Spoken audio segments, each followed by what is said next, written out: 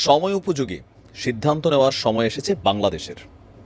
গত ৫৩ বছর যাবৎ এই সিদ্ধান্তটা কোনো সরকার বাস্তবায়ন করেনি, হয়তো তাদের নিজস্ব ব্যক্তিগত বা দলীয় স্বার্থে।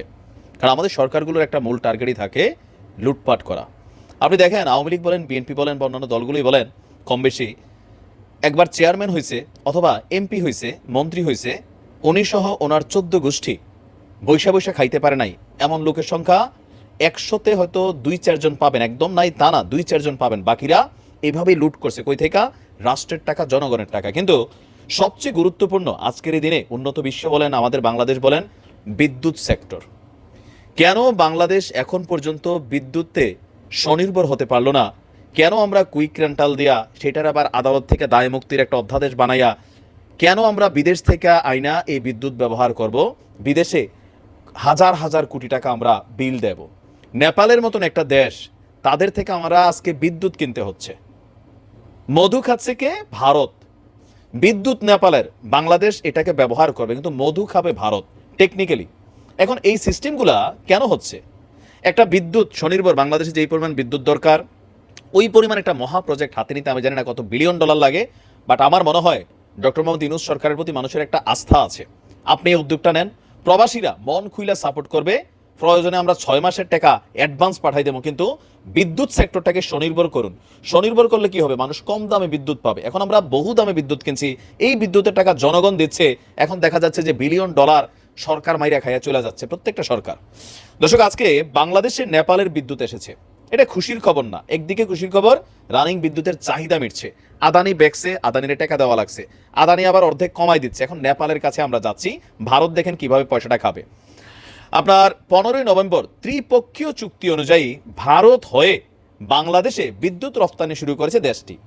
নেপালের বিদ্যুৎটা সরাসরি বাংলাদেশে আসতে পারবে না, সেজন্য ভারতের ভূমি ব্যবহার করতে হবে, যার কারণে ভারত মাগনা মাগনা বৈশা বৈশা একটা টাকা খাবে, কারণ তাদের জায়গাটা আমরা ব্যবহার করব। চিন্তা করেন, যার কারণে বিদ্যুতের ক্রয় খরচটা কি বেড়ে যাচ্ছে। যেমন আমরা যদি ধরেন, কথার কথা, যে আপনি ঢাকা শহর থাকেন, এখন আপনি রংপুর থেকে বা কুমিল্লা থেকে বা আপনি বরিশাল থেকে একটা জিনিস আনাবেন, ওই লোকাল পর্যায়ে একটা জিনিস হয়তো আপনি 10 টাকা পিস কিনছেন, কিন্তু ঢাকা শহর আস্তে আস্তে এটা ট্রান্সপোর্টেশন কস্ট, বরিশাল থেকে একটা মাল যদি আনতে 20 টাকা খরচ হয়, কুমিল্লা থেকে আনতে খরচ হবে 5 টাকা। আর যদি জিনিসটা ঢাকার ভিতরে হয়, দেখেন না যে এই হোম ডেলিভারি ফ্রিও দিয়ে দেয়। কেন? ব্যবসায়িক পলিসিতে। 5 টাকার জিনিস আমার ক্রয় 5 টাকা, কিন্তু ট্রান্সপোর্টেশন, এটার কারণে জিনিসটার দাম পড়ে যাচ্ছে 10 টাকা, 15 টাকা, 20 টাকা। আজকে নেপাল থেকে আমরা সরাসরি বিদ্যুৎ কিনছি, আমি জানি না কিভাবে কিনছি, কিন্তু ভারত হয়ে যখন আসতেছে, ভারত সরকারকে আমরা পয়সা দিতে হচ্ছে। এটা বাধ্য হয়ে আমাদের ভাগেই দিচ্ছি। ভারতের এখানে কোনো রকম ইয়া নাই, বরঞ্চ তারা আমাদেরকে জায়গা দিচ্ছে, এটা এই মুহূর্তে বেশি বাস্তবতা যেটা। তো গতকালকে এটা শুরু হলো, আমরা দেখলাম যে ভারতের বিদ্যুৎ, আবাসন এবং নগর মন্ত্রী মনোহর লাল, বাংলাদেশের বিদ্যুৎ, জ্বালানি ও খনিজ সম্পদ উপদেষ্টা ফজল কবির খান এবং নেপালের জ্বালানি, জলসম্পদ ও সেচ মন্ত্রী দীপক খারকা এতে অংশগ্রহণ করেছেন। বলেছে ত্রিপক্ষীয় বিদ্যুৎ লেনদেনের মাইল ফলক এটি। অবশ্যই নেপাল এবং ভারতের জন্য, বাংলাদেশের জন্য এটা লস প্রজেক্টই আমার মনে হয় যেটা হতে যাচ্ছে। 2024 সালের 3রা অক্টোবর কাঠমান্ডুতে ত্রিপক্ষীয় বিদ্যুৎ বিক্রয় চুক্তি সই হয়েছিল। এতে অংশগ্রহণকারী প্রতিষ্ঠানগুলো হলো Nepal electricity authority, Bangladesh power development মানে সরকার যেটা বিপিডিবি, এবং ভারতের এনটিপিসি বিদ্যুৎ ব্যবসা নিগম। নেপাল বিদ্যুৎ কর্তৃপক্ষের মুখপাত্র তিনি বলছেন যে আপনার নেপাল মাত্র একদিন বিদ্যুৎ বিক্রি করতে পারবে।